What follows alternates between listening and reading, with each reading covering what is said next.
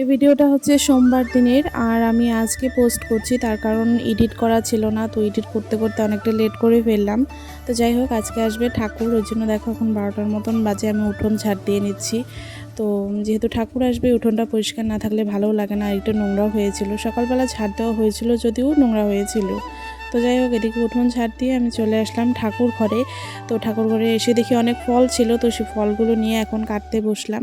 এইদিকে আঙুর ছিল, কলা ছিল, আপেল ছিল, আর ছিল একটা বেল। তো এগুলো সব কিছু আমি কাটা হয়ে গেছে, কাটার পরে আমি এখন পুজোটা দিয়ে নেব।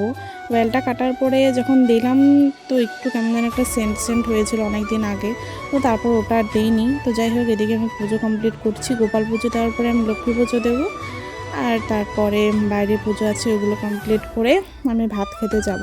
তো যাই হোক, দেখো এখন হচ্ছে গোপাল পুজো দেওয়া এখন তো কমপ্লিট আমার, আর লক্ষ্মী পুজো দেওয়া কমপ্লিট। এদিকে চলে আসলাম ভাত খাওয়ার জন্য।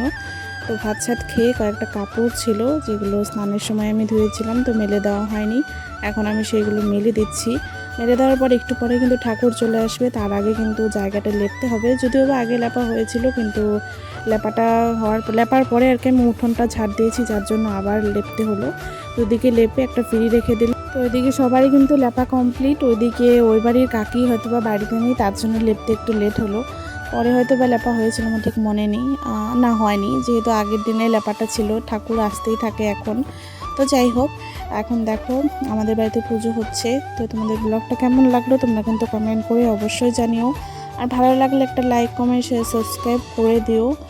আর এই ভিডিওগুলোতে তোমরা অনেকটাই ভালোবাসা দিচ্ছ, তার জন্য অনেক অনেক থ্যাংক ইউ। এখন পর্যন্ত অনেকটা ভাইরাল যাচ্ছে ভিডিওগুলো, তো আরও ভাইরাল করো।